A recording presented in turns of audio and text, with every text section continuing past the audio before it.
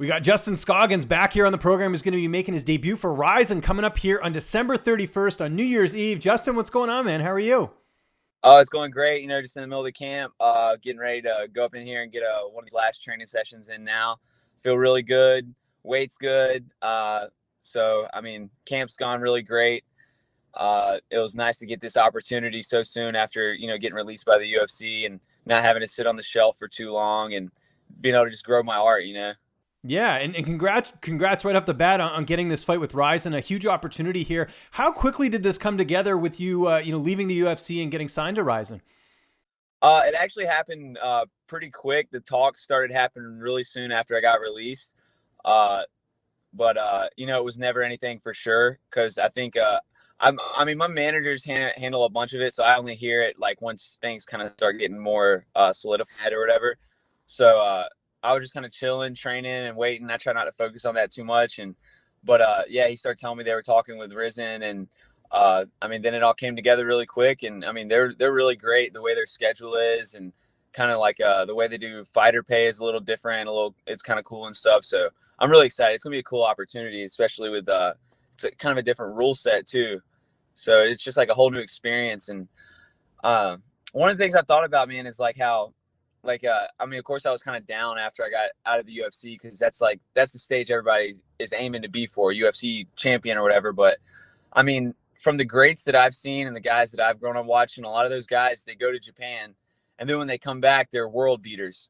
I'm hoping that's kind of the course I'm taking, to where you go over there, you're immersed a whole other fighters, and you get to really grow your art and really find out what you're about.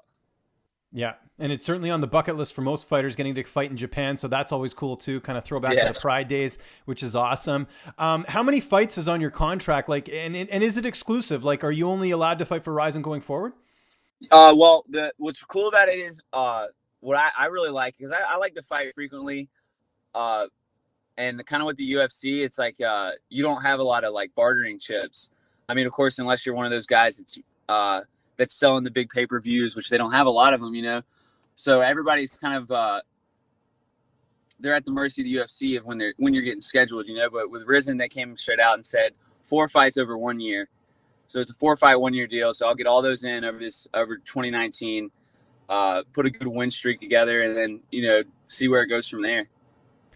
We'll talk about the fight in a sec, obviously, because there's a lot to talk about in terms of the card. It's one of the best fight cards of the year. But let's talk about the UFC release. Like, how did you find out about this? Because it seemed like Flow Combat had the report, and then it just caught on wildfire. When did you actually find out you were released?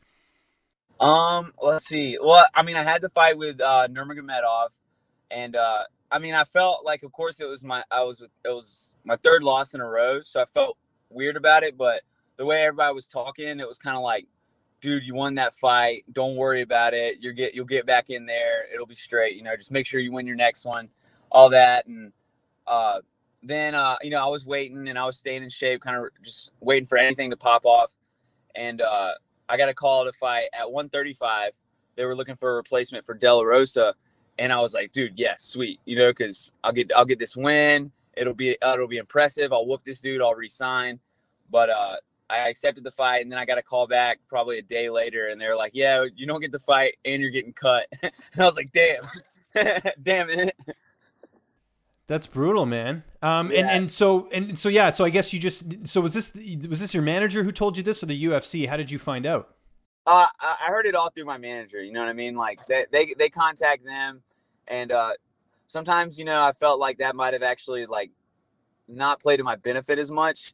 Because, you see it when you go out to these fights and stuff. You see the matchmakers, like, they have their little friends and their favorites and stuff that they become friends with. And I've never been real close to any of the matchmakers or anything. Like, I'll send them a text every now and then. But, when it's coming down to those tough decisions, and, the way I look at it, it kind of sucks. But it's like, damn, you were expendable. You know what I mean? Like, you were on a 3-fight losing streak.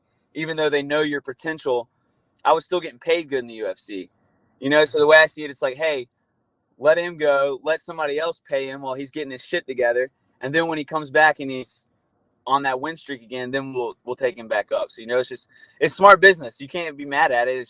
It's business. And I know one of your close friends, Jared Brooks, was also released as well. How's he doing? I mean, I spoke to him right after it happened, but I noticed nothing lined up for him yet. Is he? I guess he's talking to promotions right now. Yeah, and I've heard a lot of people talking about. I mean, everybody knows, especially over in Asia, like the 115 and 125. Those lighter weights for men, like they get a lot of attention over there. And I've heard a lot of people talking about him because, dude, at 115, I can't see anybody in the world dealing with that guy. And dude, he's coming off a win in the UFC and is looking for a fight. It's kind of ridiculous. It's crazy, but he'll find something soon, dude. Brooks he's a beast. He's definitely, I mean, he's one of the top martial artists in the world. Definitely the best wrestler I've ever trained with. He's a positive dude. You never get that guy down. I mean, he's going to keep fighting. It's what we do. It's like some of us out here, it's like we didn't go to college. We didn't have a backup plan. It's like, it doesn't matter how rough it gets. It's like, I'm going to do what I'm doing, Yeah. And so you find out, I'm sure, that TJ Dillashaw is fighting Cejudo for the flyweight title. What's your reaction when you hear that, when they're cutting guys and then they're still doing a title fight? It was weird. It's weird because it's like, why have him fight for the title when the title's not going to exist anymore? But then it's just like, well, either way, you're going to be able to market one of those guys as a 2-division champ. So it's just, dude, it's like, it's pulling out all the stops. You know what I mean? They're not going to miss an opportunity to market somebody or promote somebody that can be promoted. But at the same time, it's like, they're not going to go out of their way for the guys that could get promoted. You know what I mean? It's like, if you go to the UFC, and I've been thinking about this lately, I mean, I might change my mind, but I was thinking if I go back to the UFC, or if any younger guys are going to the UFC, like, you got to go in there with some bartering chips. You can't go in there and like, okay, here's my life, here's all my rights to my name and everything. Here you go. Fight me and pay me when you want, or pay me what you want to, fight me when you want to. You got to go in there, and I mean, you can't just be somebody's bitch, I guess. You know what I mean? You're like, Yeah. You got to, I mean, Connor did it, but I mean, at the beginning, he's got to go in there and he's got to put that out there. He's got to put himself out there, promote himself, and then they latch on, So it's like, it's hard because it's something different and you're not used to. Like, I feel like if you play football or you play basketball, you just go play football and basketball. Yeah, there's no entertainment side of it like there is in the UFC, right? Yeah, exactly. It's like no point of even doing rankings in this anymore, because it's like, even the fans, like, I mean, I would say there's a lot of really educated fans who are frustrated at the way rankings work, but it's like like most fans don't care about the rankings. They want to see Diaz and McGregor. They want to see the big names versus the big names. They want to see freak fights and stuff, and it's an entertainment industry, and I'm starting to understand that more. Like, I'm gonna go over there to Japan and I'm gonna whoop ass and I'm gonna try to fight the best fighters they have. To me, it's not about. You don't have to be an MMA fighter to prove you're best martial artist. If I could prove I'm one of the best martial artists by switching to kickboxing and beating the shit out of tension. You know what I mean? Like, there's many ways to do this, and the more ways you try to get it done and the more times you fail, and eventually something's going to break. One last thing on the UFC. Clearly, obviously they haven't really made up their mind yet about the division. Do you feel like they're going to get rid of the flyweight division, even though there's this title fight coming up? I think the only reason they haven't said anything for certain about it yet, because if Cejudo pulls this out, then they probably won't get rid of it. Then it'll be like, oh wait, no, we were just kidding. Resurgence of the flyweights. Right. Yeah. We'll see what happens there. Very interesting to see sort of what comes out. But let's talk about your fight. You're taking on Yuki Motoya. Motoya, I should say. He's got a 22-5 record. How do you feel like you match up against him here? I feel like I match up, everywhere really well. He's had a lot of fights, and having all that cage time and experience, ring time, whatever, like, that plays a really big part into it. But as far as, like, I know how athletic I am. I know athletically and physically I'm more dominant than this guy. As far as my striking and karate base and stuff, like, as far as just overall martial arts skills, I don't see this guy being able to crack anything on me, But, like, of course I got to be careful, because that's how it goes down with me in the past. You know what I mean? Like, you watch any of my last fights, I don't think. My dad says it the best. He's like, what pisses me off about you the most is that you've never lost to anybody better than you. Never. He's like, that drives me crazy. And so, that's just like, and that's one thing that's kind of hard when you're going into these fights, is thinking, like, you can be better. You can be better at every aspect for literally the entire fight and slip up that one time and it's done. So I respect this dude's ground game. Anybody that I go against that's got like a brown belt and it's the main focus, that's dangerous, because at any time, it doesn't matter how bad you're whooping that ass, they can switch it around on you. So I really respect the ground game. My Brazilian Jiu-Jitsu coach Hector Urbina, former UFC fighter, he's really good on the ground. He's a big dude, so he's like brown belt. So I mean, if I can hang with that guy and roll with him and pull stuff off on him and stop him from submitting me, and he's like 200 pounds, I try not to worry about it too much. Who are some of the other people helping you get ready for this fight? Well, I mean, I've really just got like my small little group. My coach Cody Freeland, uh, Hector Urbina, and I just got like a few training partners up at the gym. You know what I mean? Just getting the drills in, getting the reps in, and just making sure everything's sharp and that my body's in shape. Uh, Sometimes I push it too hard with the sparring, because like there's just the way I am. I like to go all the time. Like I get really bored with training easily, so I usually end up sparring the whole time. But this camp, I've try to tone down my ADD a little bit. I try to like reel it in. It's hard sometimes, but I reeled it in, and I put in all the time doing the drills. Like there's some camps that I've been to where like American Top Team, where you got guys who you're literally going against killers every day, and it feels like a fight every day. And that does prepare you in a certain way, but it sometimes it doesn't prepare you in the way it does when you're just doing the homework every single day. You're doing the boring stuff, because I'm good at being a workhorse. I'm not good at sitting in class. So this camp, I definitely sat in class. Okay. I noticed this fight is at 60 kilograms, which, if my math is correct, 132.3 pounds. Is the plan to fight, like, because that's not flyweight, that's closer to bantamweight. Is the plan to fight at a heavier weight class going forward, or do you see yourself going down to flyweight again? I mean, over this next year, I'm planning on kind of doing. I want to work things out to where I can get some big fights, and I mean, between 125 and 135, as long as it's good fights and the money's right, I'm down to fight anywhere. But shit, I'll fight 145. I mean, it doesn't really matter to me. But I'm just looking for good fights. I'm looking for to test my skills against guys like Horiguchi. Like I said, like I would love to kickbox now.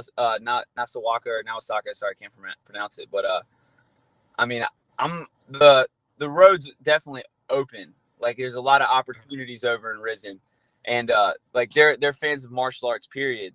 So I mean, if they see you excel in one art, they'll be more likely to want to see you excel in another art and test your skills there. And uh, go over there, and like I'm a kickboxer. Like if I go in there and beat somebody that's an undefeated kickboxer at their own game, that you're not seeing guys do that. You saw McGregor go over and fight Floyd, but I mean that was the money fight.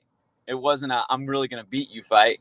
But I'm gonna fight people, and it's I'm gonna beat them at their own game and continue to and then take all that back to mixed martial arts. Go compete in other stuff. You can't just train other stuff. Training's one thing. Like you go and compete in kickboxing and beat one of the best kickboxers in the world. You take that confidence into your next fight that, oh damn, I really am one of the best strikers in the world.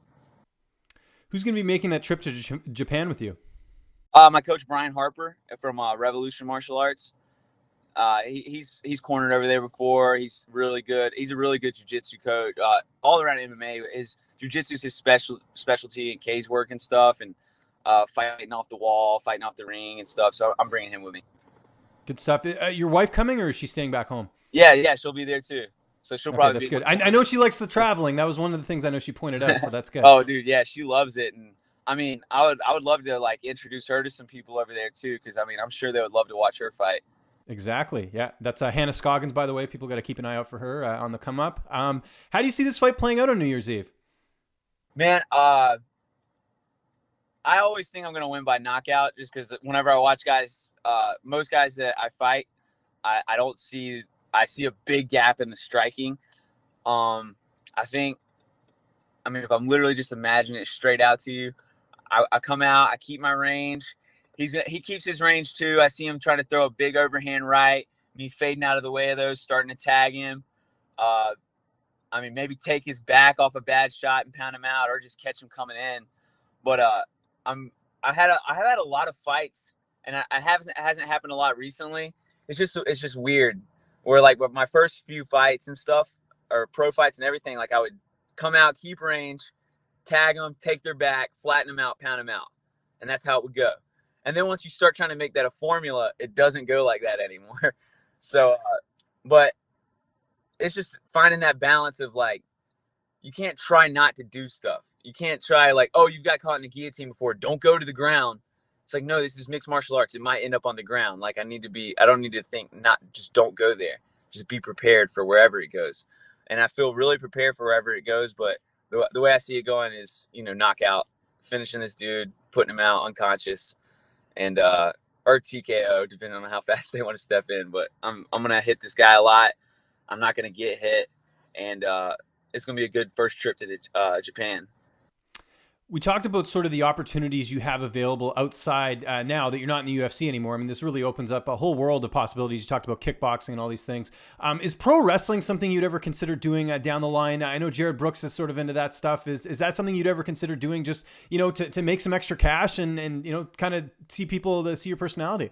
Dude, I would love to do that, man. I think I could kill that shit for sure. So, because I grew up doing karate. I was on the demo team, which is like, it's like a lot like pro wrestling. Like you go and put on fights, skits in front of people and stuff.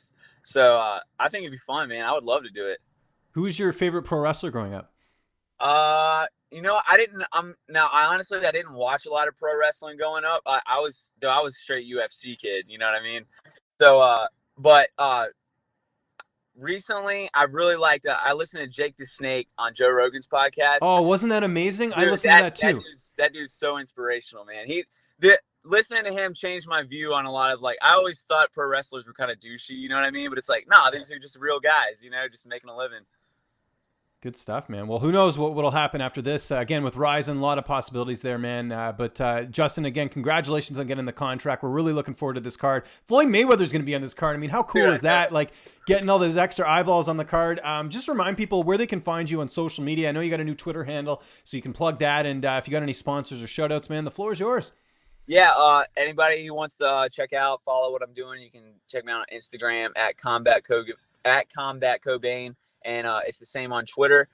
I just want to thank the fight doctors. They always help me out with my cut, nutrition, getting it right. UFC Gym Greenville has kind of been my home base for this camp, where my coach Cody Freeland, who's expert striking coach, is at. If you're ever in the area, Greenville, South Carolina, you should really stop by and get a private lesson with him. It can help your game grow a lot.